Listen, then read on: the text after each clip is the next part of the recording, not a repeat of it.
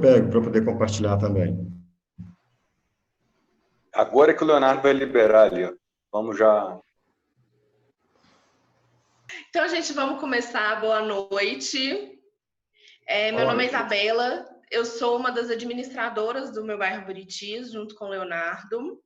E a gente está aqui hoje para abrir um espaço para debater de forma sadia e informativa sobre esse momento delicado que a gente está vivendo, né? A gente vai conversar um pouco sobre a pandemia e a crise econômica, a volta gradual da abertura do comércio na cidade e as perspectivas que a gente tem para o futuro na retomada do movimento e na economia da cidade. Para debater esse tema, a gente convidou o Braulio Lara, que é presidente da Associação de Moradores aqui do Buritis, o Alexandre Adão, que é o proprietário do Jornal do Buritis e um dos organizadores de uma carreata que ocorreu recentemente aqui no bairro, pedindo a reabertura do comércio, o Fidelis Alcântara, que é ativista e que já foi candidato a vereador e ao governo de Minas Gerais, e o vereador Gabriel Azevedo, que atualmente preside a Comissão Especial de Estudo de Enfrentamento da Covid-19 na Câmara Municipal de Belo Horizonte. Boa noite a todos, muito obrigada pela presença aqui nessa live. Boa noite. Obrigado, Isabela. Obrigado pelo convite. Obrigado pelo convite, boa noite. Agradeço. Boa noite. Então, a gente, nessa semana, a gente iniciou com a reabertura gradual do comércio da cidade, que foi anunciado pela prefeitura, né? E a gente percebeu que havia muita pressão em cima do prefeito para que houvesse essa reabertura. A população, os comerciantes estavam muito em cima, pedindo essa reabertura e algumas vezes até abrindo seus comércios sem essa autorização. Enquanto muita gente reclamava das perdas financeiras, uma outra parte da população questionava sobre a situação da saúde pública, uma possível, dentro da pandemia, um possível... como que me fugiu a palavra agora, gente. Um lapso da saúde. Isso, um lapso da saúde. Olá. E aí ficamos nesse embate entre as possíveis demissões e as demissões que realmente ocorreram, os comércios que fecharam, e de outro lado, uma população assustada perante uma pandemia que a gente não tem, pelo menos enquanto vivos, enquanto existentes, a gente não conhece nada parecido. Qual que é a opinião de vocês a respeito? Isabela, você vai fazer uma ordem de fala? Como é que nós vamos fazer? Pode, a gente pode fazer uma ordem de fala. Pode, já que você puxou, pode começar por você. Boa noite a todos mais uma vez, boa noite pessoal que está nos assistindo aí. Agradeço a Isabela e o Léo pelo convite aqui para participar do debate. Acho que é um momento muito importante da gente, né, começar a pensar uma série de coisas, porque, infelizmente, né, muito triste, mas está só começando, né? Nós temos aí mais de 60 dias, né, 68 dias que Belo Horizonte foi fechado. Vemos resultados drásticos disso, né? Hoje, aliás, ontem, quando eu saí para fazer minhas compras aqui, eu vi que muitas lojas no centro da cidade, eu moro na região mais ou menos central, elas simplesmente não reabriram porque fecharam, faliram, já tiraram suas placas da porta, já tem algumas com um papel colado falando novo endereço, ou falando que encerraram as atividades, e é uma questão muito séria, né? E o mais sério ainda é que nós corremos o risco de ter que voltar esse fechamento caso, né, nós tenhamos aí um crescimento grande, né, dos casos. Por nossa sorte, né, agradecer muito, apesar de eu discordar muito de várias ações do Calil, mas ele tem feito um trabalho seguindo as recomendações dos cientistas e tal, e tem tido um resultado, né, Belo Horizonte em relação às outras cidades do Brasil está muito bem, né, em outros lugares, infelizmente, está muito pior. Mas o que eu vejo de mais alarmante, eu pesquisei um pouco, li sobre essa questão toda, é que isso pode voltar, né? Nós podemos ter aí daqui a mais uma semana, né? Já estamos terminando a primeira semana, de fechamento. E a minha dúvida principal, a coisa que eu fico, talvez o Gabriel seja a pessoa que possa até falar melhor para a gente, que, né, como ele está na vereança aí, ele tem um conhecimento melhor, é o apoio para essas pessoas que estão fechadas, né?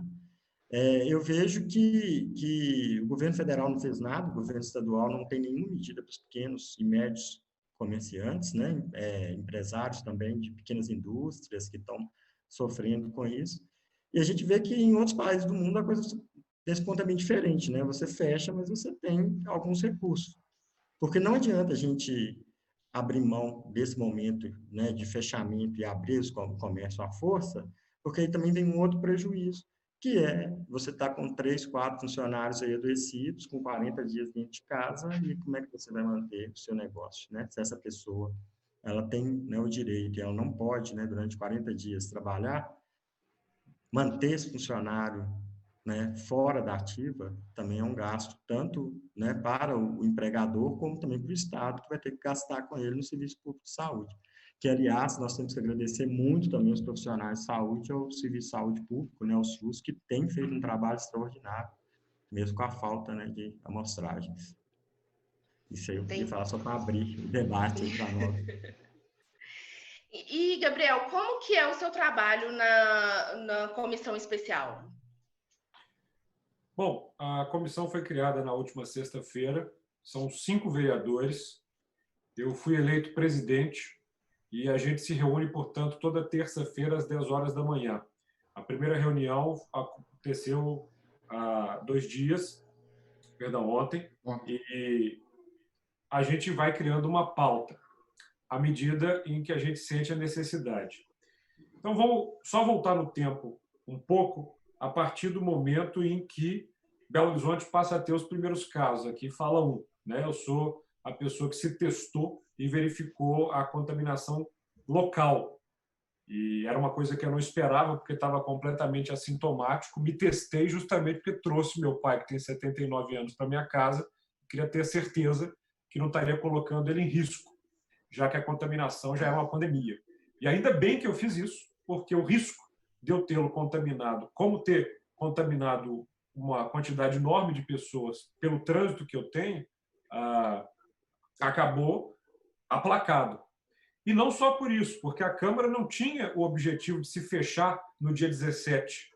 Sabe, Fidelis e demais, o meu teste acabou sendo o motivo pelo que a Câmara fechou e que o Calil tomou as atitudes que ele tomou de imediato.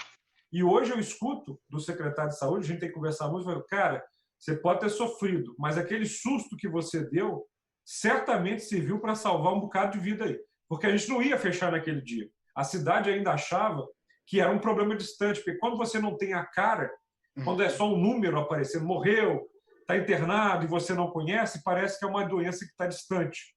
Então, a cidade tomou, ao meu ver, concordo com o Fidelis, a partir do prefeito, a postura correta de seguir a ciência, os dados, a medicina e não repetir os erros que outras cidades pelo mundo cometeram.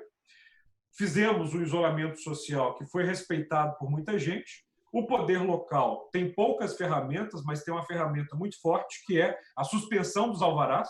Então, na hora que você suspende os alvarás e fecha o comércio, obviamente já se reduz ainda mais a circulação, o próprio medo das pessoas ajuda nisso. E nós temos que entender que o problema, portanto, não é o isolamento. O isolamento é a medida profilática possível, uma vez que não há a vacina. O problema é o vírus. Nós estamos com um problema grave entre nós. Então, isso aconteceu no dia 17 de março, e nesses 2 meses, vamos arredondar assim, a Prefeitura foi criando inúmeras medidas, como a questão dos leitos, como a questão dos EPIs para os atendentes nos hospitais, a própria Guarda Municipal e por aí foi. Discordo de algumas medidas do prefeito que extrapolaram a sua competência legal, como tentar instituir multa por decreto. Não há nenhum problema exatamente na multa, mas você não pode fazer isso por decreto por razões óbvias. Também não pode retirar a gratuidade quem tem mais de 65 anos dos ônibus, porque isso é uma competência federal. Então, todas as vezes que o prefeito saiu da casinha dele, eu dei meu berro porque é papel de vereador. Mas, de resto, às vezes que ele acertou como um vereador independente, também parabenizei. O que aconteceu de 2 semanas para cá? Foi criada a comissão pós-pandemia, que é uma comissão formada por secretários da prefeitura e 4 membros da sociedade civil, que já estão discutindo o desenrolar dos fatos, e foi criado por esse comitê o indicador baseado em 3 termômetros. Quais são esses 3 termômetros? O número de leitos de enfermagem nos hospitais, o número de leitos de UTI e a taxa de transmissão do vírus, que hoje, eu dei uma verificada, continua em 1,9. Nós temos uma faixa vermelha acima de 1,20, abaixo de 1 é verde e de 1 a 1,20 é amarela. Então, nós estamos nessa faixa e os indicadores de termômetro de leito em hospital estão verdes, ou seja, a taxa de ocupação está em 40%. Né? Bom, a novidade é que houve a decisão, com base nesses indicadores, de flexibilização na segunda-feira, porque nós temos que entender também que a medida de isolamento social tem um limite. Não tem como imaginar que a cidade ficaria 1 ano de isolamento social. Ainda que não descubram a vacina, o que todos nós lamentaríamos muito se não acontecesse, aí nós entraríamos numa rota muito chata mesmo, muito difícil, que é, olha, não tem como ficar 1 ano isolado. E aí começa-se um problema mais complicado. O que Belo Horizonte conseguiu com certo êxito foi achatar a curva. Nenhuma pessoa aqui na cidade faleceu por falta de atendimento. Nenhuma pessoa que precisou ir para o hospital deixou de ir. Isso é o objetivo do isolamento social que nós conseguimos em Belo Horizonte, que muitas capitais no Brasil não conseguiram e que outras estão próximas do seu limite. Bom, com a flexibilização, vem, portanto, onde a sua pergunta entrou. A nossa comissão tem um papel de fiscalizar o executivo em tudo. Questões que nós colocamos e que me importam sobremaneira. Primeiro, a quantidade de testes que é feito na cidade. Ou seja, a ideia de uma testagem que não é suficiente foi admitida ontem pelo governo estadual. O próprio secretário de Saúde, o subsecretário de Vigilância Sanitária, Vigilância de Saúde, disseram para cada pessoa que é notificada positiva com corona, é possível que tenha mais 10 que estejam contaminadas e não se sabe. E aí isso preocupa muito, porque se um dos indicadores e norteadores é a taxa de transmissão, se você não tem a completa mensuração disso, você toma passo em falso. Então, eu quero mais testes. O problema é que o teste, aí vem, onde a gente depende do governo federal, que é, lamentavelmente, a parte ruim dessa história. Calil e Zema, com seus erros, têm acertado muito mais do que errado. E enquanto os dois estão atuando para tirar a água do barco, nós temos um presidente da República que está fazendo mais furo no casco. Essa é a plena realidade. Né? Então, você tem que descobrir quantos testes estão sendo feitos, se são feitos mais testes, e isso é o meu questionamento ao secretário. Eles certamente aumentaram. Na semana passada, começou um foco nos profissionais de saúde, nós temos 85 mil, 8.500 foram testados, e a boa notícia, muito baixa, baixíssima, a contaminação desses profissionais, o que é um excelente indicador, porque são as pessoas na cidade que mais circulam nesse momento. Essa semana nós estamos vendo testes nos trocadores e nos atendentes do supermercado, também até agora está baixo, então, por amostragem, a gente vai notando que a taxa se mantém baixa. Essa, portanto, é uma preocupação nossa da comissão. Outra preocupação é a fiscalização dos cortes que serão feitos no orçamento da cidade. Há um impacto de R$1 bilhão e o corte acaba acontecendo. Há uma promessa de vinda de recursos do governo federal, mas isso não é certeza. E outra coisa que o Fidelis coloca, e eu acho que é muito positivo, eu fiz uma reunião, inclusive, para isso hoje, é como retomar a economia. Eu, em nenhum momento nessa história, fui dicotômico ao colocar vida e economia de um lado. Isso, para mim, é uma coisa das mais rasas. Né? Nós estamos falando de uma coisa coletiva. E há muitas medidas que estão reunidas nesse processo. A suspensão dos prazos dos processos administrativos e tributários da Prefeitura. 2, suspensão por 100 dias das ações de cobrança, do encaminhamento de certidões de dívida ativa e protesto extrajudicial e execução fiscal do cancelamento de parcelamentos em atraso. Concessão, pelo prazo de 90 dias, de parcelamento extraordinário em até 180 vezes para os débitos inscritos em dívida ativa de empresas que tiveram suspensos os alvarás de funcionamento e localização.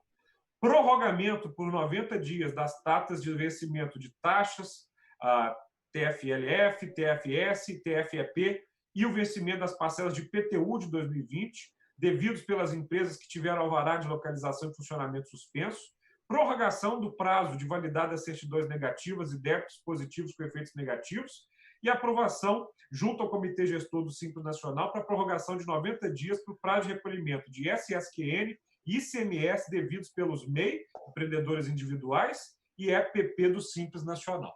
E entre outras medidas que eu poderia listar, mas já estou falando muito.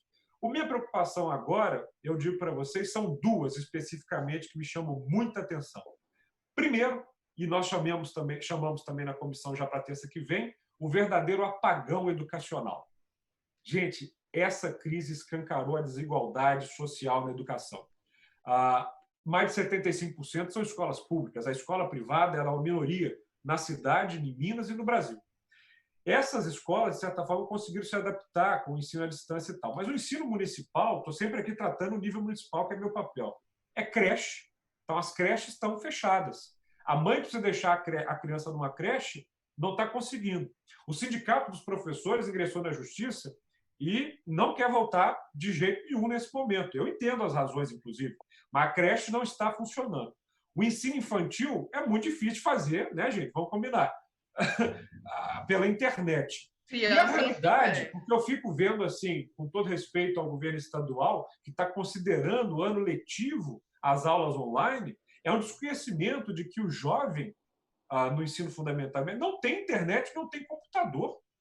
Então, assim, é uma sacanagem, porque não tem outra palavra, não considerar as diferenças sociais nesse momento. E eu estou muito preocupado, porque no nível municipal, nós estamos um pouco de mãos atadas no Brasil, uma vez que você tem uma série de regras que dependem do Ministério da Educação, e, infelizmente, nós temos lá também um maluco, né, um completo incompetente, que não se preocupa com a educação no nível local e que está querendo forçar as pessoas a fazerem Enem, sendo que a maioria sequer tem internet para estudar, não tem computador. Então, Belo Horizonte tem uma particularidade, porque nós temos aqui na cidade um lugar onde está concentrada a melhor educação privada do Brasil. Naqueles quarteirões de Bernoulli e Companhia Limitada, nós temos gente muito preparada, inclusive, para passar nesses testes do Enem. A quantidade de vagas de universidades federais públicas que podem ser desses alunos é quase que total, porque os demais na rede pública não vão ter a mesma condição de igualdade. Gente, é mais ou menos isso o papel. Um vereador, nesse momento, tem uma função muito importante, que é fiscalizar o que está acontecendo no Poder Executivo, ver o orçamento, ver o que pode simplificar em matéria de projeto de lei. Fechando a pergunta do Fidelis, terça que vem nós vamos receber, inclusive, um pessoal de uma ação que eu achei muito bacana, chamada Estímulo 2020, que está buscando condições de investimento e reabertura diferente dos bancos, e são empresários, grandes empresários do Brasil, que estão querendo ajudar os pequenos. Isso é uma consciência social muito bacana, e eu quero ouvir deles o seguinte: o que a Câmara pode fazer em matéria legislativa para desburocratizar e facilitar a vida de quem precisa recuperar os seus negócios, gerar emprego e renda na cidade. Isso mesmo. O Buritis, parece que saiu algumas notícias que o Buritis está em segundo lugar como o bairro que tem mais casos de coronavírus da cidade. A gente tem visto a gente tem visto uma polarização muito grande de opiniões aqui no bairro, principalmente. E a gente percebe que essa polarização ela tem sido bastante danosa nesse momento, e que a gente precisa de buscar mais informação, de ficar em casa quem puder, de ter um isolamento, porque, infelizmente, é ainda a única forma segura que a gente tem de não propagar esse vírus. E a gente tem também uma avalanche muito grande de fake news e vários tipos de notícias que não necessariamente são fake news, mas que talvez possam ser aumentadas em relação a resultados de medicamentos, a estudos e etc. Vocês acham que é possível hoje a gente conseguir conscientizar as pessoas para que nessa volta do comércio a gente não dê um tiro no pé e não tenha que regredir, voltar o isolamento que a gente estava, de não abrir comércio, de todo mundo dentro de casa e cidade vazia? Ou vocês acham que a população, no geral, ela está bem informada e a gente está preparado para dar esse passo adiante? Pode falar o Braulio ou o Alexandre? Deixa eu começar então, Isabela. Pode. Pessoal, boa noite a todos. Boa noite, Gabriel. Boa noite, Fidelis. Boa noite, Alexandre. Boa noite, Isabela. Quero agradecer o convite e principalmente nós que estamos aqui no Buritis, né? Sempre nesse ativismo comunitário, trabalhando aí com a Associação do Bairro Buritis, né? Temos as demandas que já eram pré-coronavírus, né? Durante esse período de epidemia também, o trabalho não parou, essa nossa atividade de fiscalização cidadã, né? A gente sempre exerce da melhor forma. E na nossa associação, uma das pessoas que nós recebemos para uma entrevista no mês passado, o professor Braulio Couto, que é um professor do UniBH e que está participando também indiretamente desse grupo formado da prefeitura, né, para as análises estatísticas sobre o coronavírus. E o professor Braulio Couto, que já trabalha nessa área de infectologia há muitos anos, né, foi meu professor, inclusive, também, em conversa com ele, e até pelo próprio motivo da entrevista, né, me fez começar a observar algumas questões pela linha de pinchar os números, que está sendo publicado aí pelo site do governo do estado, né, e também os próprios boletins epidemiológicos que a prefeitura publica. E aí a gente começa a se deparar com informações que às vezes estão incompletas, né, ora até mesmo atrasadas, e a minha percepção pessoal sobre principalmente a linha que a imprensa adota, né, é de sempre criar um terrorismo em cima de uma informação, em cima de um número, e eu acho que isso aí acaba não levando a gente a ter a racionalidade que é preciso de ter numa hora dessa. A gente está enfrentando talvez um dos maiores desafios aí dos últimos tempos, né? Tudo é muito novo, ao mesmo tempo que a gente precisa de observar o que está acontecendo em outros países, em outras regiões. A gente não pode esquecer que o Brasil é um país cheio de regionalismos e o efeito de uma propagação de infecção de vírus na taxa que o Covid-19 consegue atingir é uma coisa assim que qualquer pequeno grupo de pessoas pode disparar uma nova epidemia em qualquer população. Então, basta que a gente descuide em como fazer com que essa curva se mantenha uma taxa menor, né? Conforme o Gabriel disse, o número hoje é 1,09. Então, entre 1 e 1,2, a gente está dentro de uma normalidade, né, que vai garantir a não saturação do sistema de saúde. Bem, então, visto isso, o que acontece? Todo esforço que a gente fez até agora foi muito mais importante realmente para se colocar os recursos nos lugares corretos, de dimensionar as estruturas, de equipar os profissionais da saúde em termos de capacidade de atender o cidadão, para a gente avançar nessa trilha enquanto não existe uma vacina, enquanto não existe uma cura efetiva aí da doença. Então, eu acho que nós reunimos, sim, bons resultados aqui em BH, né, nosso estado, mas qualquer descuido pode fazer com que o vírus tenha uma taxa de propagação, de novo, muito grande e, de repente, fazer parecer que tudo foi feito em vão. Então, é o seguinte, nós não podemos ficar parados achando também que um lockdown ou uma quarentena bem restritiva, né, também vai resolver todos os problemas. Não é. Então, eu acho que o grande desafio nesse momento vai ser o equilíbrio, de ter realmente o monitoramento. Eu vejo que um dos pontos importantíssimos é a testagem. Tem que ter muito teste da população para a gente perceber se realmente a gente está com o vírus espalhado, caladinho, com pessoas assintomáticas, conforme aconteceu com vários, né? E às vezes nem ficaram sabendo que estavam doentes. Mas, falando especificamente do nosso bairro, A Prefeitura divulgou na última semana um relatório epidemiológico no dia da abertura do comércio, né, do dia do anúncio da abertura do comércio, informando que o Buritis já era o segundo maior bairro em casos, com um total de 33 casos confirmados de Covid. Bem, então, nós da Associação do Bairro Buritis pedimos à Prefeitura detalhamento dessa informação e recebemos um arquivo com os 33 casos do Buritis.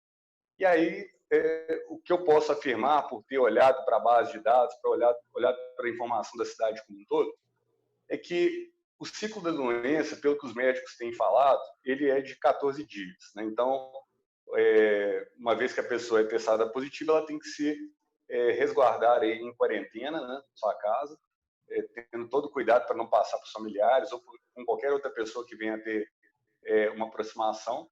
E durante esses 14 dias, ela deixa de propagar o vírus e se cura. Né? Bem, então, um doente que foi testado positivo lá no mês de março, no início do mês de março, ele já não tem mais um efeito tão grande ao relatório, porque quando as pessoas pegam e escutam esse tipo de notícia, parece que tem 33 pessoas passando o vírus aqui no Buritis nesse momento. E isso não é uma verdade. Um ponto positivo que eu identifiquei na informação que a Prefeitura encaminhou é que o último dado registrado era no dia 4 de maio. Isso foi veiculado no dia 24. Então, assim, pode ter subnotificação, podem ter informações que estão demorando para chegar, mas, de um modo geral, o que foi possível fazer, utilizando as técnicas de cálculo dessa curva exponencial, é que a taxa de crescimento, observando apenas a população do Buritis, ela está abaixo do valor da taxa de Belo Horizonte, né? Então, acho que isso é um ponto positivo. E o segundo aspecto também que entendo ser fundamental dentro dessa avaliação é que o percentual de pessoas contaminadas na população ainda é muito pequeno, mas é muito pequeno. No caso do Buritis, 0,1% da população. E nenhum óbito, ou seja, todos estão curados, os que estão nesse grupo de 33. Então, existe uma outra forma de enxergar esse número. Eu não entendo que uma região tão adensada, tão populosa como a nossa, iria passar ilesa de uma pandemia mundial como a que a gente está vivendo. Então, o que nós da Associação do Bairro Buritis recomendamos e que vamos, inclusive, aumentar mais o nível de comunicação com a nossa sociedade, é que a hora é de cada um fazer a sua parte. Todo mundo usar máscara, fazer higienização das mãos, fazer esterilização lá com álcool gel e evitar qualquer tipo de aglomeração. A gente precisa de viver agora sobre um momento de que precisamos de minimizar o risco a todo momento. Nós não queremos que esse vírus saia propagando desordenadamente e venha afetar a nossa população. Certo. A gente tem visto também no grupo uma questão que bate muito forte quando a gente fala sobre os cuidados que a gente tem que ter para evitar a propagação do vírus, que é o uso de máscara em locais públicos. E a gente tem visto muita gente denunciando e reclamando que em locais, por exemplo, como na pista de Cooper, as pessoas não estão usando máscara próximo aos supermercados, dentro do supermercado, não necessariamente, porque geralmente eles pedem para usar, o pessoal do supermercado mesmo, mas a gente vê bastante gente na rua sem máscara. A gente está nesse momento de reabertura do comércio, de tentar dar um passo para frente e com muito medo de que isso vire um tiro no pé, que a gente tenha que retroceder e voltar ao isolamento. Como que você, Alexandre, vê essa situação e vê essa falta de conscientização mesmo de parte dos moradores do bairro, e como que você analisa essa reabertura do comércio agora na última semana de maio? Pois bem, obrigado também pelo convite, Isabela, e boa noite aos demais aí debatedores também. E vou te falar que lá na redação do Jornal do Buritis e também no nosso Facebook, no nosso Instagram, a gente também recebe, vamos falar assim, denúncias, né? Como se fosse isso. E a gente vai lá, vamos tirar uma foto, por exemplo, da pista de caminhada, e a pessoa já logo fala, poxa, mas tem pessoas ali que estão fazendo a caminhada sem o uso da máscara. Aí você vai questionar a pessoa, ela fala assim, poxa, mas como que eu vou fazer atividade física usando máscara? Então, assim, fica aquele jogo de empurra também.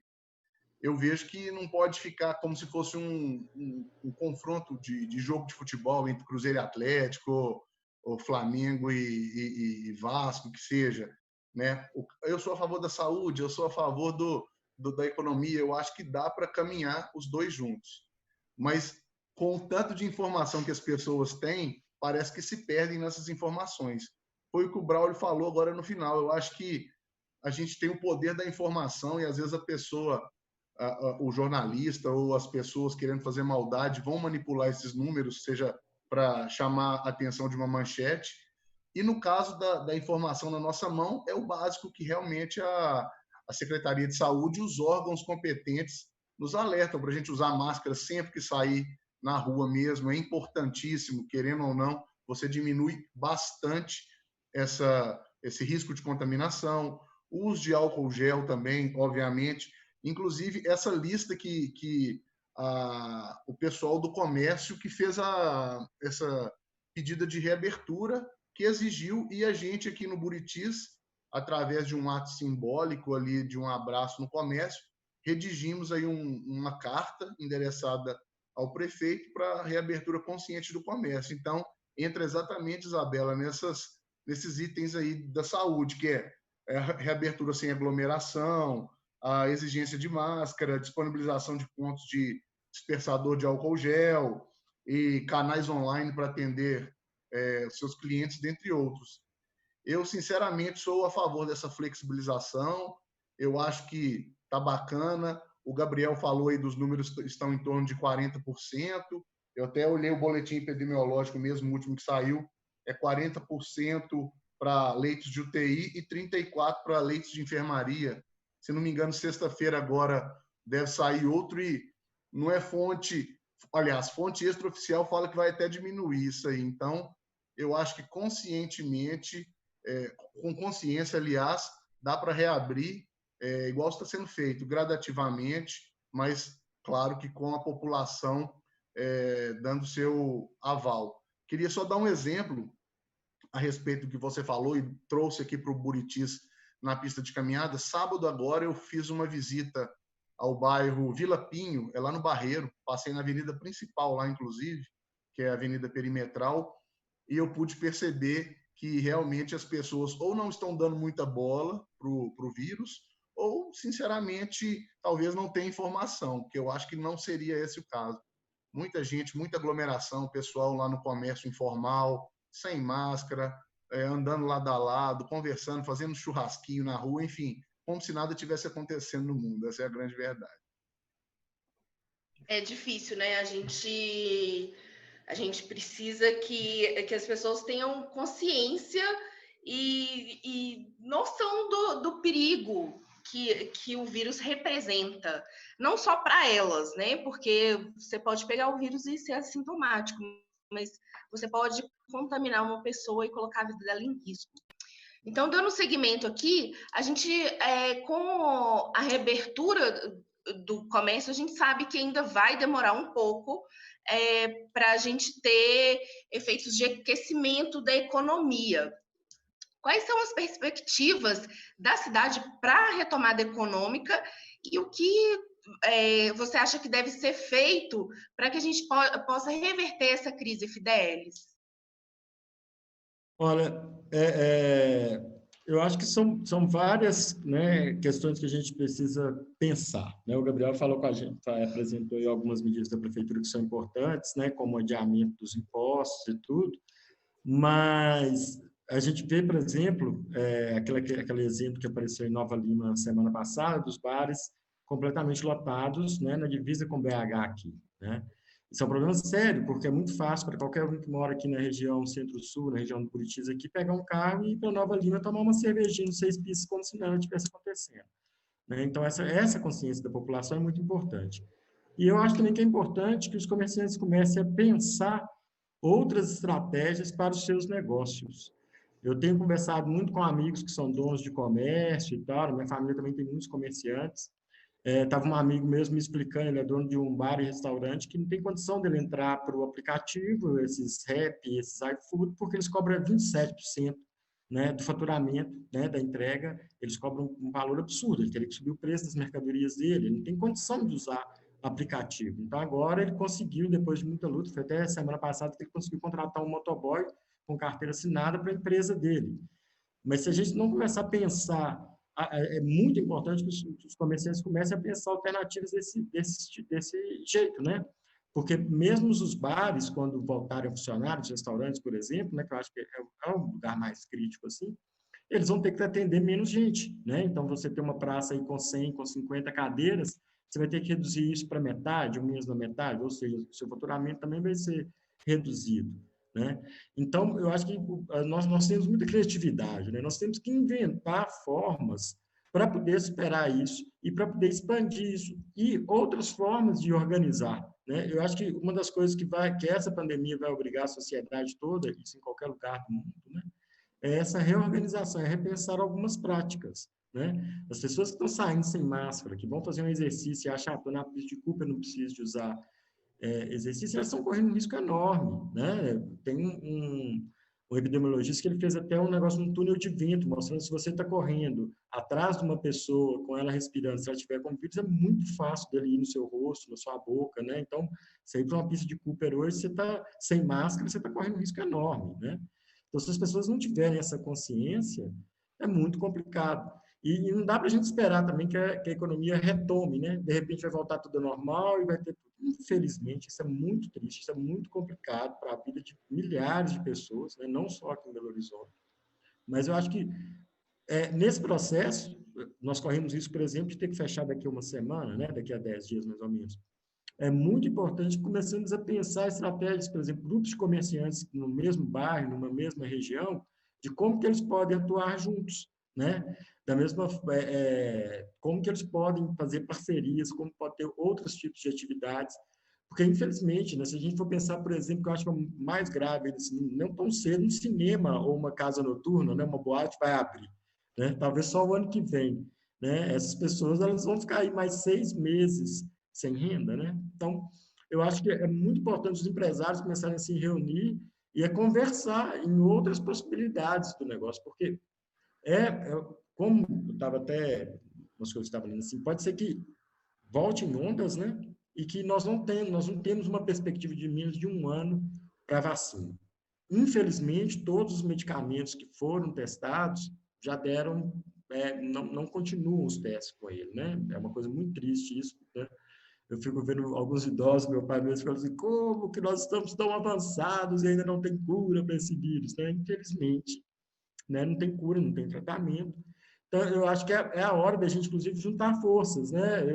Tem uma corrente que eu vejo muito legal nas redes sociais, de amigos, de vizinhos, da gente valorizar o comércio local, de comprar a cerveja. Eu comprei, assim, diversos bares de amigos, assim, eu comprei antecipado para gastar depois, né? Eles estavam fazendo, você compra R$80 e depois você ganha 100, né? Para gastar daqui a 2 meses, 3 meses, né?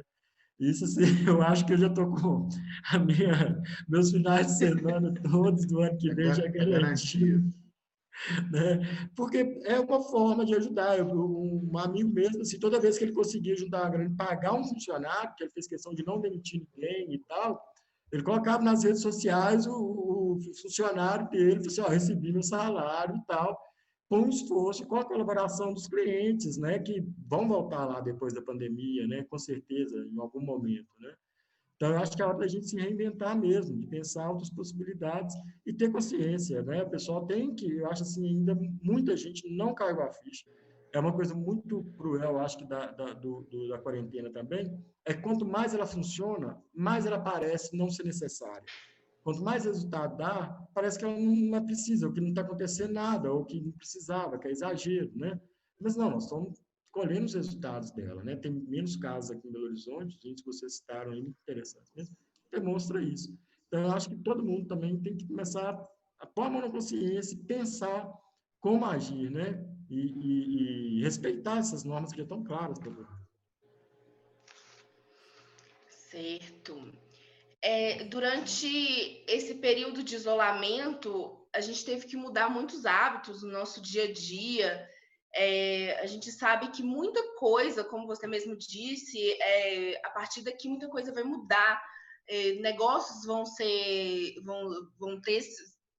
reinventados, pessoas vão mudar de ramo, então muita coisa vai mudar. O nosso dia a dia já mudou, né? Então provavelmente ainda teremos aí um tempo de álcool em gel e máscara na nossa vida, porque realmente a gente teve grandes mudanças com esse isolamento que a gente nunca viveu antes.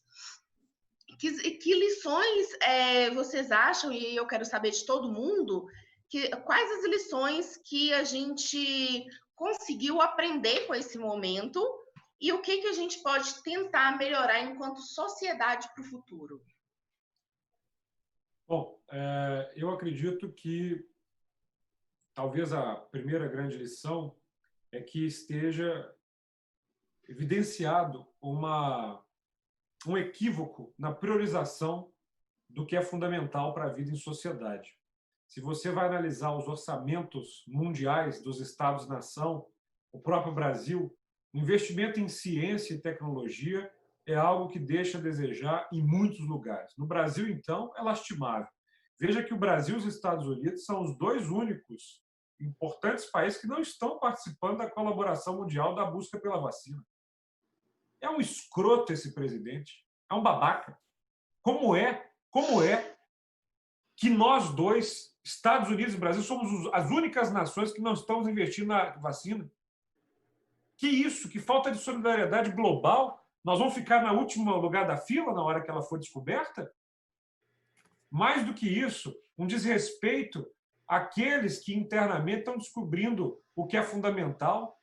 Se você vê, os estudos estão sendo feitos na FMG, na Fiocruz, em tantas instituições do país, para buscar soluções para nós, com pouquíssimos recursos. Eu não acho, inclusive, que tem que ser só dinheiro público, não. Eu conheço muitos centros de ensino no mundo, Stanford, que eu gosto pra caramba, tem ali uma grande conexão com o empresariado, com a iniciativa privada. Eu acho que isso tem que acontecer, não deve haver um preconceito com o dinheiro privado nesse centro de ensino. Acho que é a primeira coisa que me salta aos olhos nessa crise. Há países que têm arsenais nucleares, mas não têm como lidar bem com uma crise sanitária dessa. Né? Estados Unidos, por exemplo, que está aí no topo das mortes. Segundo, e é um tema que eu sou muito apaixonado, é a vida urbana. É o tecido de uma cidade. Ou seja, não dá... Vejam que Belo Horizonte é fruto de um pensamento positivista do século XIX, que se inspirou em traçados como o de Barcelona, o da própria Paris, do Haussmann, com grandes avenidas, com uma lógica sanitária que buscava evitar os problemas que outras cidades viveram naquele momento, cólera, né, e uma série de problemas. Então, até quando a gripe espanhola chegou no Brasil, em 1918, os belo-horizontinos não acreditavam que a doença ia acometer a gente, porque a cidade era muito diferente de uma Rio, de uma São Paulo, cheia de vielas. Aqui era tudo muito aberto, arborizado, com avenidas muito amplas. E, claro, a doença pegou a gente também, mas não do jeito que pegou o Rio de Janeiro. De qualquer forma, de lá para cá, Belo Horizonte foi se expandindo de uma maneira completamente desorganizada e desigual. Não estou defendendo também o traçado do Arão Reis, não, que tinha seus problemas com a canalização dos rios, né? Com uma exclusão social, eu entendo isso, mas, claro, estava muito mais avançado do que outras cidades. Então, a tecnologia do traçado urbano precisa mudar. Aqui em Belo Horizonte, olha os problemas que a gente está verificando. Ônibus. Uma pessoa que quer pegar um ônibus, ela não tem um aplicativo que mostre para ela onde está o veículo e quantas pessoas estão dentro dele, que é a coisa mais simples de se criar e que ajudaria muito nessa crise para você não ter o desrespeito das empresas que são concessionárias e, ao mesmo tempo, inteligência de mobilidade. Então, uma das coisas que a crise talvez possa trazer é um avanço na inteligência da mobilidade. Segundo, a saúde. A área da saúde tem méritos, mas é também ambiente muito corporativista. Eu faço parte de uma turma que defende a tecnologia na medicina, inclusive com consultas à distância. Não faz sentido você sentir mal em casa, passar mal, e ter que sair de casa para ir para o hospital. Se isso, para quem tem uma condição, um plano de saúde, já é um motivo de, nesse momento, contágio, imagine para quem não tem um plano de saúde e não tem condição de outra opção. Então, essa ideia de você digitalizar o processo de saúde é urgente. Das 9 UPAs de Belo Horizonte, só uma tem prescrições digitais e banco de dados. A outra ainda é no papel. Como é que os médicos se organizam? Como é que você monitora a saúde da sua população com isso? E eu acho que vem um outro momento que é crucial. Eu acabo de ler agora há pouco uma notícia do Valor Econômico que os cartórios agora vão funcionar online. Poxa, essa talvez é uma das melhores notícias dessa crise. Nós levamos quantos séculos para abandonar o carimbo e o papel aqui no Brasil, e esse vírus, pelo menos nesse sentido, conseguiu agir com agilidade. O Conselho Nacional de Justiça acabou com isso, porque isso não faz o menor sentido. Não faz sentido eu ter que ir numa unidade da prefeitura para carimbar um papel. Eu conheço, até hoje, 91 nações. Uma que me chama a atenção é a Estônia, onde o cidadão tem 90%, 98% de processos burocráticos digitais. E vejam, isso não é apenas o papo, e eu sou sim um cara tecnológico, gosto disso, mas quem está preocupado só com a questão da inovação, mas sobretudo com quem está preocupado na inclusão social. Se você vive numa cidade onde muita gente está sem internet, nós estamos falando de uma exclusão social terrível. Barcelona, para mim, é um modelo hoje, porque já vive a terceira fase da cidade inteligente, onde o cidadão não é só incluído digitalmente, como ele é educado a agir como cidadão digitalmente, sobretudo crianças e idosos. Precisamos avançar nisso. Veja, na Câmara somos 41. A atuação dos parlamentares nesse momento foi muito diferente, porque temos eu, que tem um aplicativo chamado Meu Vereador, aliás, o Buritis é o bairro que mais notifica o meu aplicativo, né? Nessa crise, então, o pico de notificações de saúde foi enorme, e a minha equipe de casa continuou o atendimento e o diálogo com todo mundo. E você tem outros vereadores que não têm nem mídia social, e que o fechamento parcial da Câmara ocasionou, inclusive, num risco democrático, porque a cidade ficou sem conexão entre representantes e representados. Então, vejam, há uma urgência que é colocada por esse vírus e que, com certeza, vai nos levar numa direção correta. Ao mesmo tempo, eu acho que o vírus, para completar e concluir, escancara uma coisa que me assusta no Brasil. A incapacidade de alguns cidadãos, e lamentavelmente, eles têm a coragem e a desfaçatez de se chamarem liberais, isso não são, né? São brucutus, são anti-iluminismo, são anti-ideias, que acham mesmo que a gente pode ignorar a ciência, pode ignorar dados, e que não tem solidariedade com o próximo. É só pensar no isolamento social, nas condições que ele está, e o que é a minha condição privilegiada de estar aqui nessa biblioteca, no apartamento, com um pai que, infelizmente, está tratando câncer, que ainda veio mais isso na minha vida nesse momento, e eu estou conseguindo oferecer aqui as condições para ele, e uma família com 10 membros que talvez tenha que se espremer nesse momento num barracão. Não tem como pensar o desenvolvimento econômico e social brasileiro se a gente não agir para desburocratizar o Estado, garantir liberdade econômica, garantir que quem quer empreender tem que empreender, desenvolvimento econômico. Não dá para pensar nisso sem pensar no crescimento conjunto. Dou um último exemplo para encerrar: educação. A educação vive um apagão. Se nós não tivermos uma ação conjunta pela educação, nós vamos ter uma geração de pessoas que abandonarão o ensino médio por uma interrupção do processo de ensino nesse momento. E falar geração perdida seria um equívoco, mas é uma geração que, se não contar com o apoio da sociedade e da ação persistente do poder público, pode ter essa ferramenta prejudicada. E eu vou usar aqui as palavras do Barroso para encerrar. Nós temos que armar mesmo a população, temos que armar ela com educação. Obrigada. Braulio, e para você, quais são as lições que essa pandemia já deixou e as perspectivas para o futuro? Bem, as lições são diversas, obviamente, porque a gente está sendo convidado a refletir em como viver, né? Em como produzir, como organizar as empresas, como organizar a própria relação de trabalho. Então, muitas questões vêm para a pauta nesse momento e a gente tem que, obviamente, discutir. Eu queria deixar um alerta que é muito perigoso, na minha opinião, no nosso país. Inclusive, o Gabriel fez menções aí várias vezes sobre o governo federal e eu tenho evitado muito entrar nessas discussões porque a gente precisa de enxergar muito primeiro o que está bem à nossa volta, o que está debaixo dos nossos olhos, né? E atuar.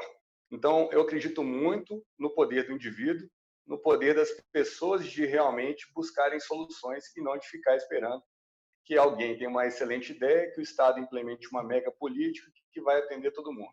Nós precisamos Eu também, de ter... viu? Só para esclarecer, eu também. Beleza, só que quando a gente agir individualmente, eu tenho que te interromper na hora, obviamente, você tem que mandar esse cara a merda.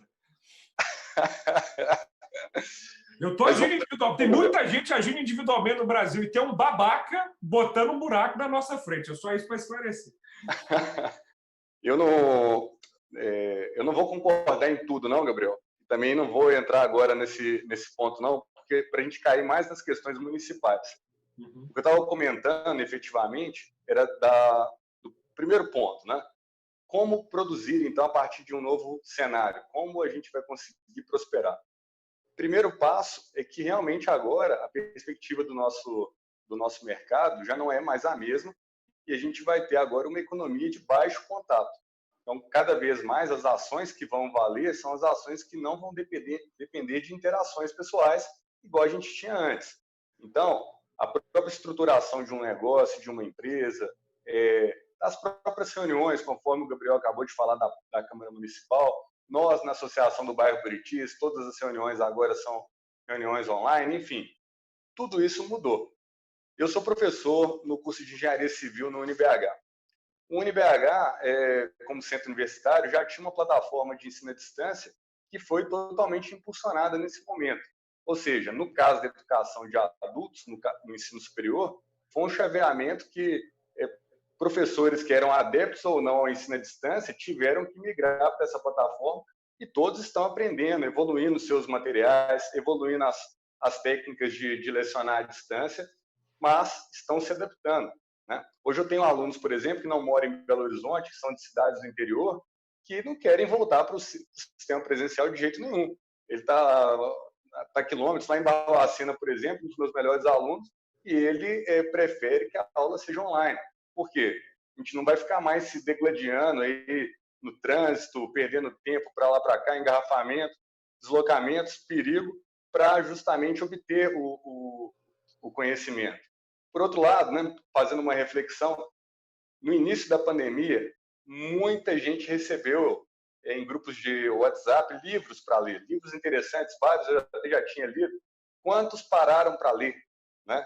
Essa percepção de que as crianças agora têm que ser educadas para esse novo mundo é fundamental. Eu tenho 3 filhos pequenos, todos começaram a ter as interações de aula online, e só que é difícil, o menino começa a prestar atenção em outras coisas, não fica quieto, tem que fazer o exercício.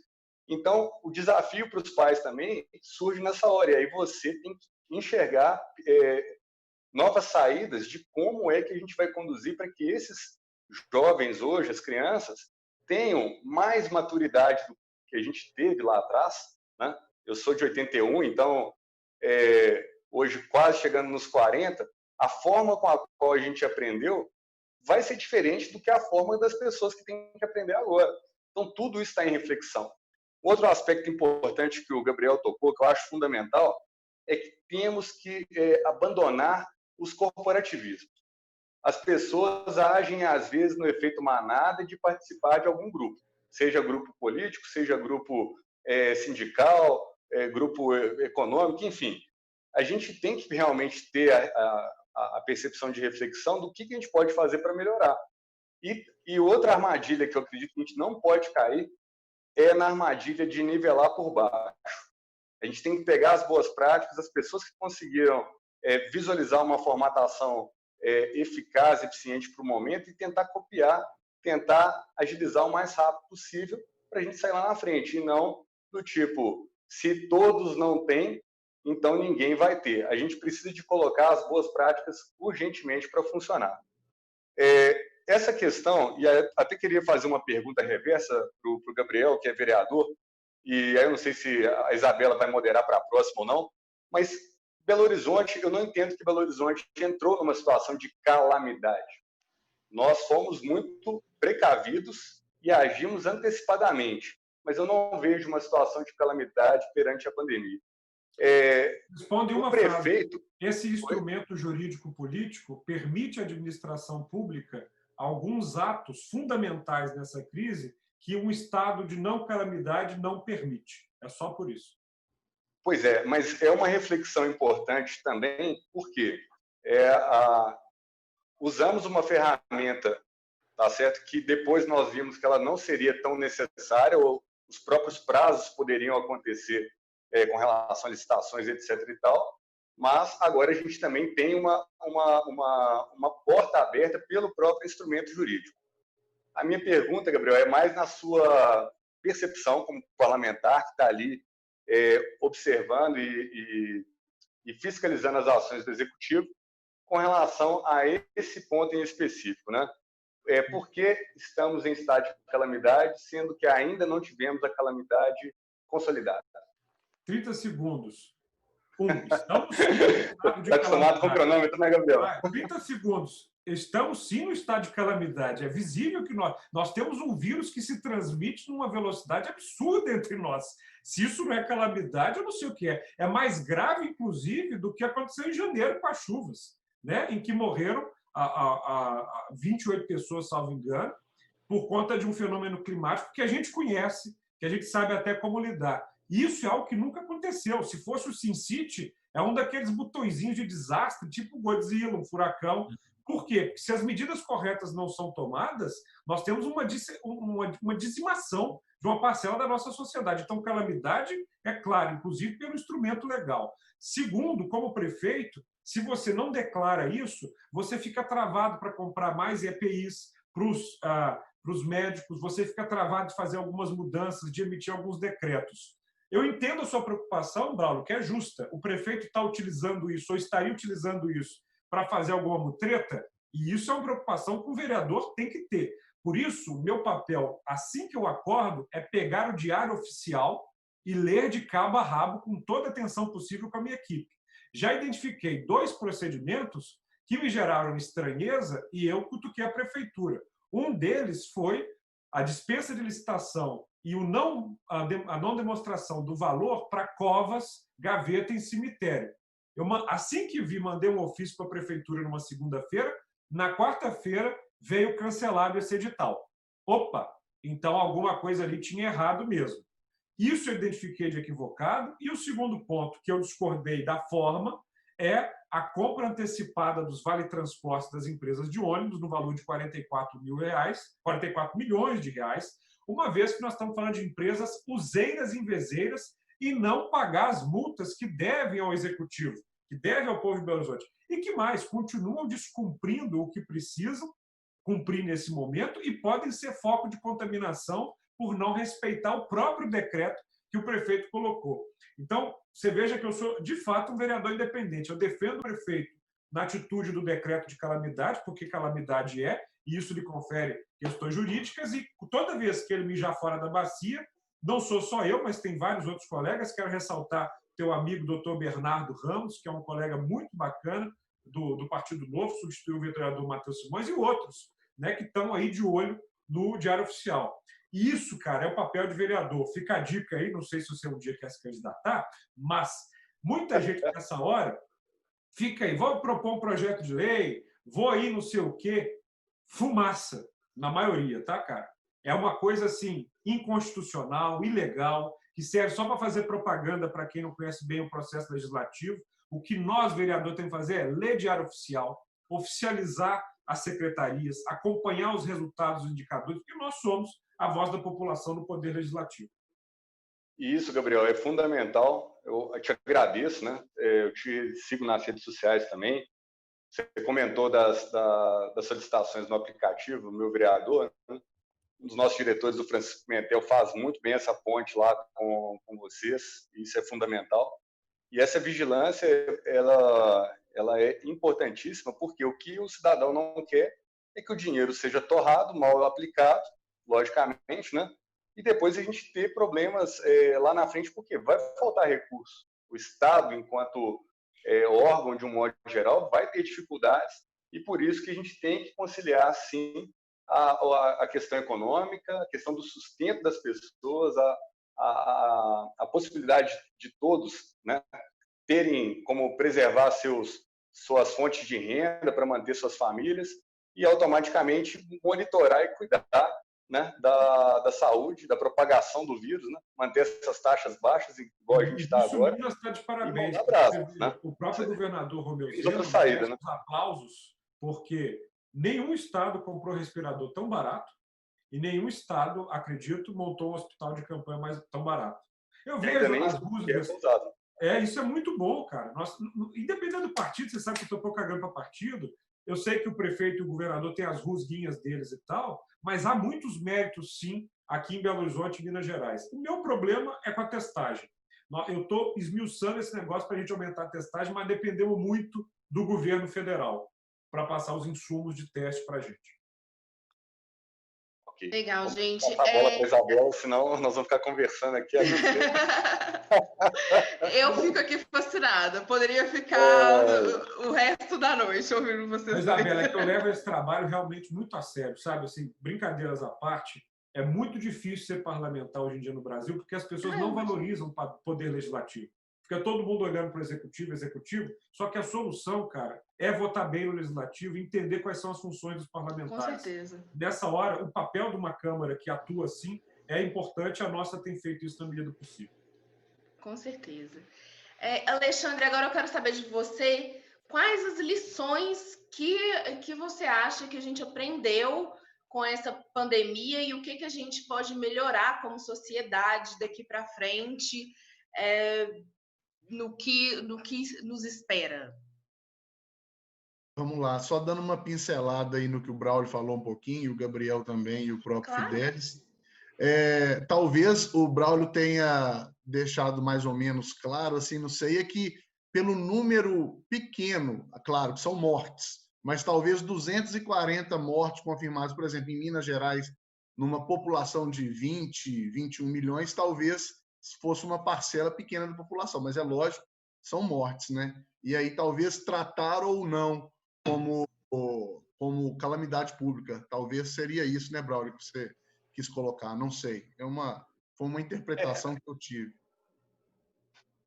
Cabe discussão, sim. Eu acho que existe o dispositivo, eu entendo super bem o que o Gabriel está colocando, né?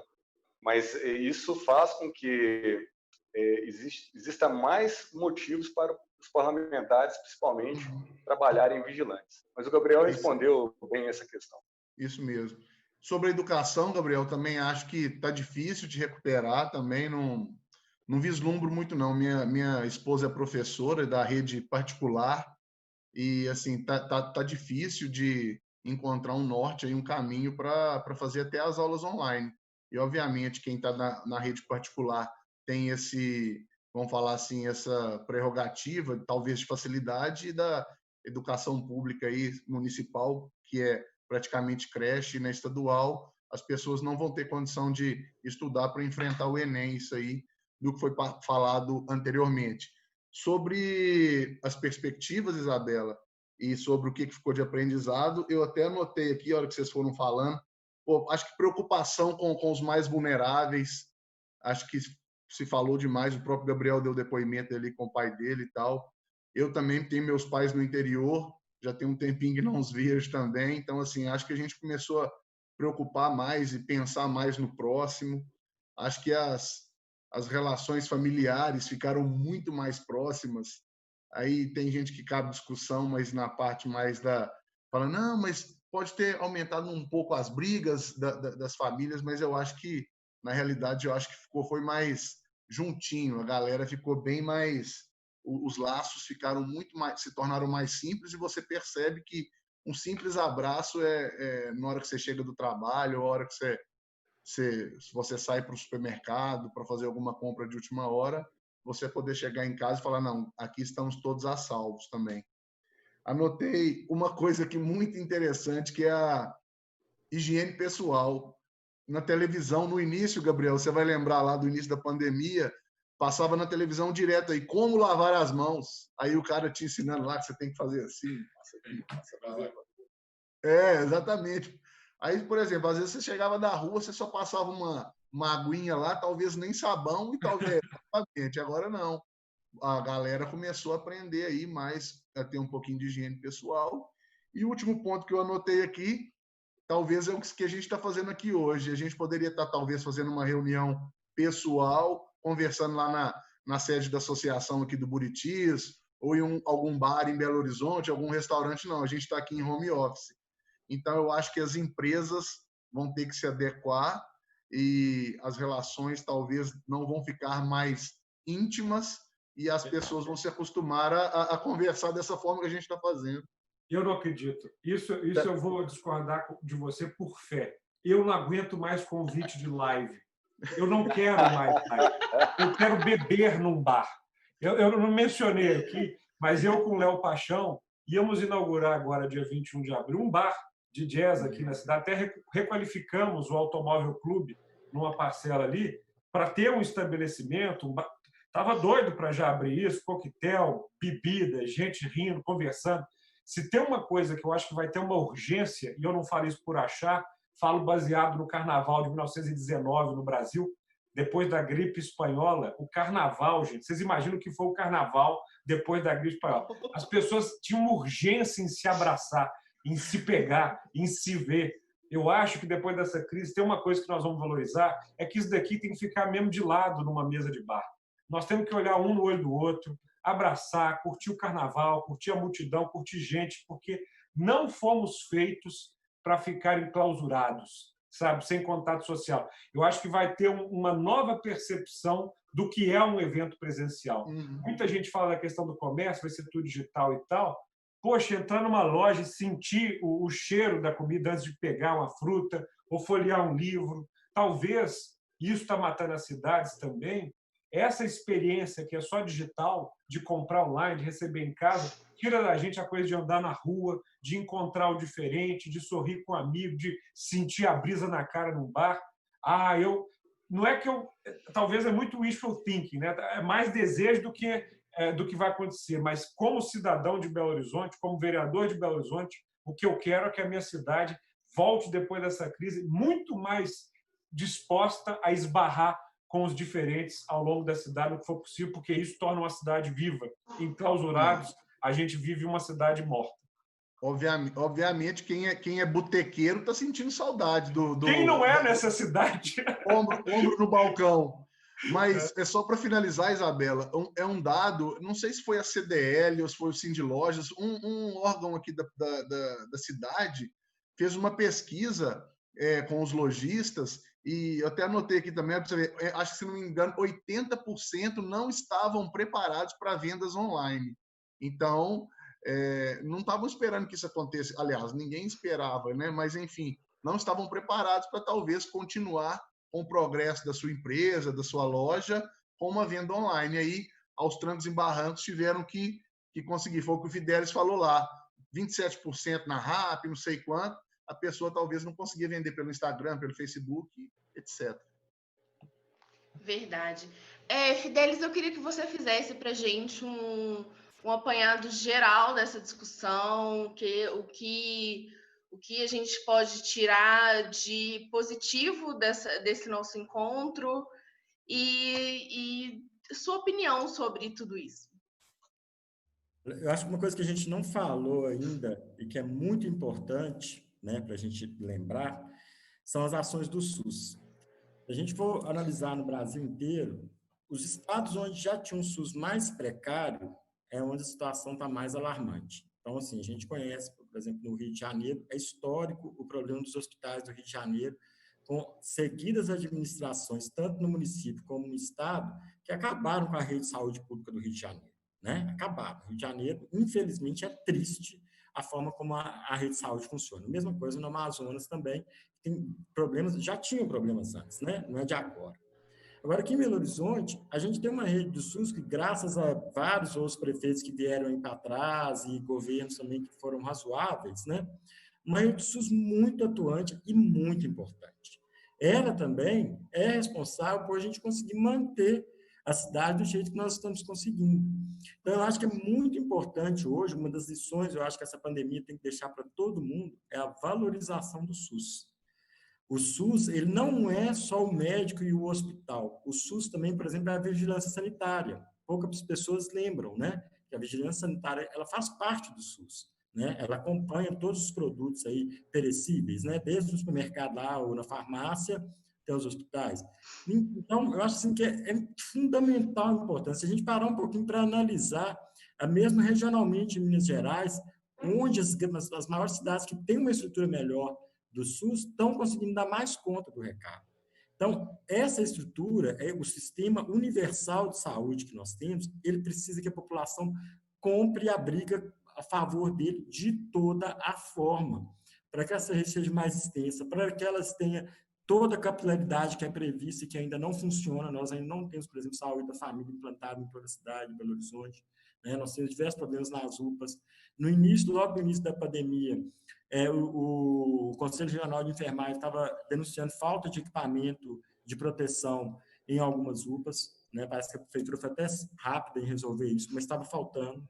Então, assim, é uma coisa que a gente precisa de parar um pouquinho e pensar, sabe? E, assim, e defender com unhas e dentes. Todo cidadão brasileiro, sabe, tem uma responsabilidade enorme em defender o SUS. A gente vê a situação nos Estados Unidos, onde não existe um sistema único de saúde, não existe um sistema público de saúde, né? Como é que está lá? Um dos problemas deles lá, maiores, não é apenas que teve cidades que ignoraram a quarentena ou que não fizeram a quarentena. Não existe um sistema público de saúde, não existe leito para todo mundo, não existe, não tem como, eles estão apanhando para acompanhar a demanda.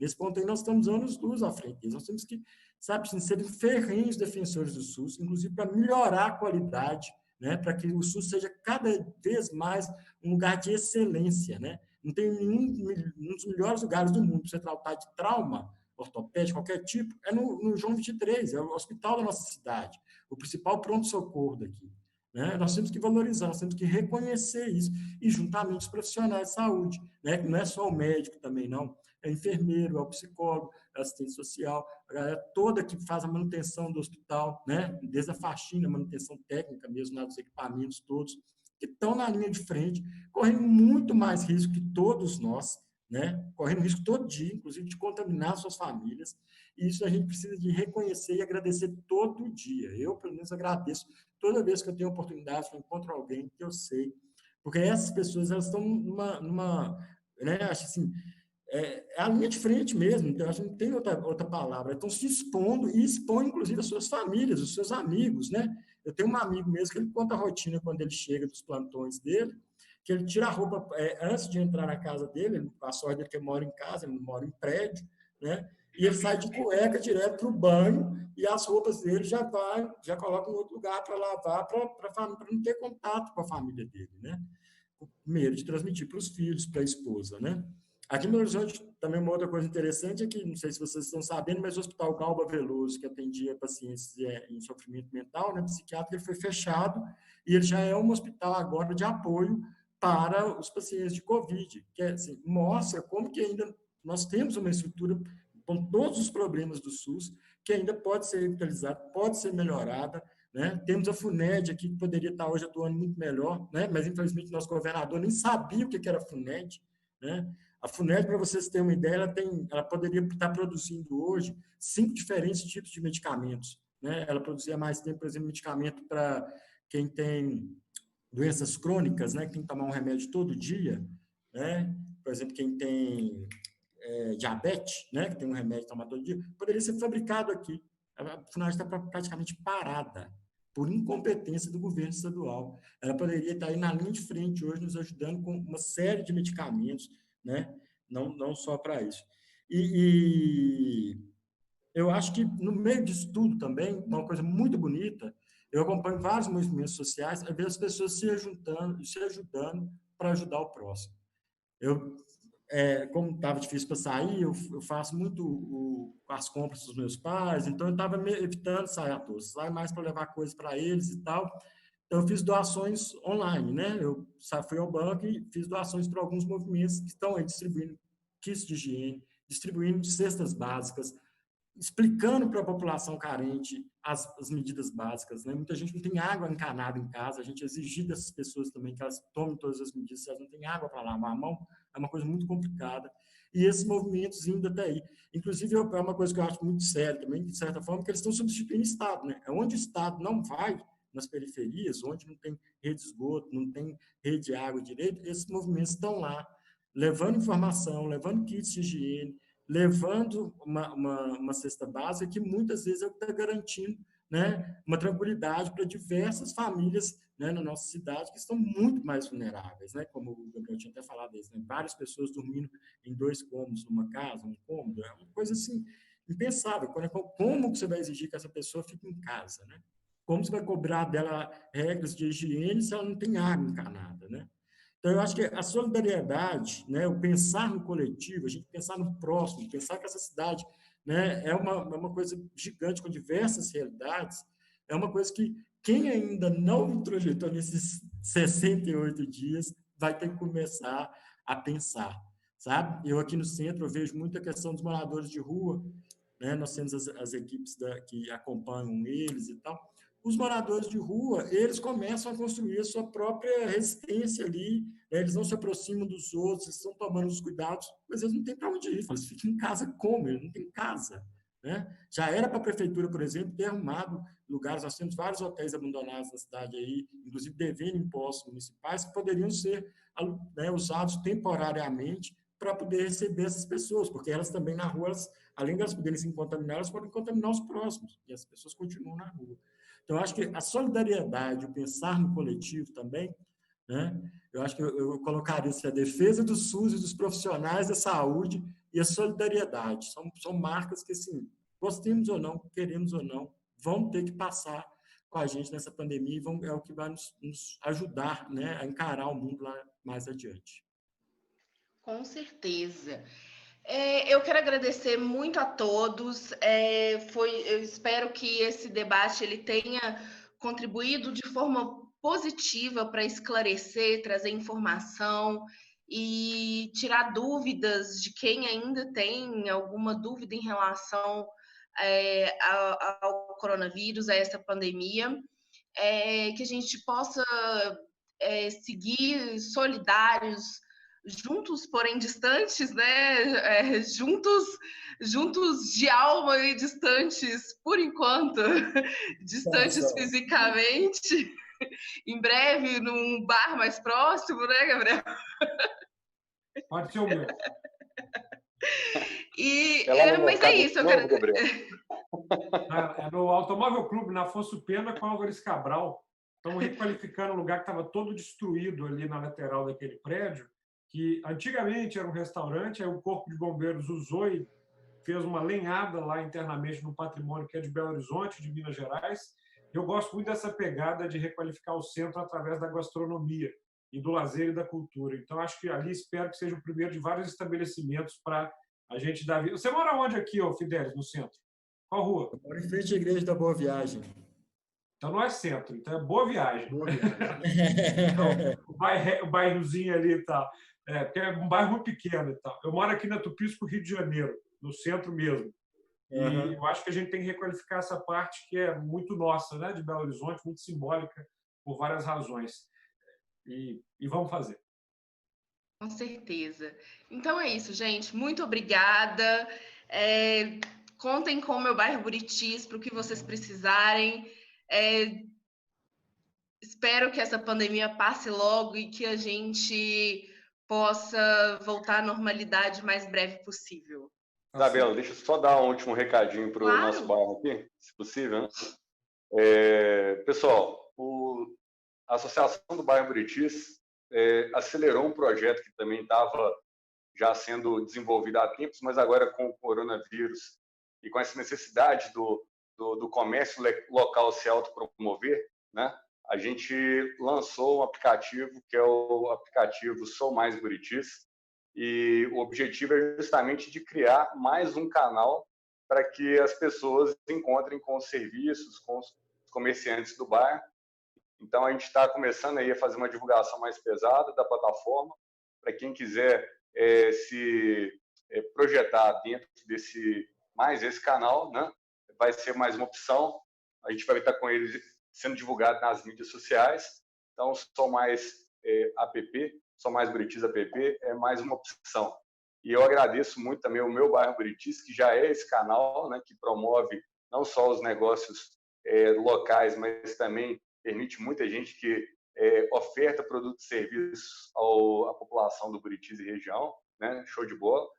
E como líder comunitário, como presidente da Associação do Bairro Buritis, eu quero agradecer todos os diretores, todos os voluntários que atuam pela associação, que atuam pelo bairro, para a gente continuar mantendo o Buritis sempre como um bairro bem cuidado, um bairro onde as pessoas têm zelo e onde as pessoas gostam de viver e de morar.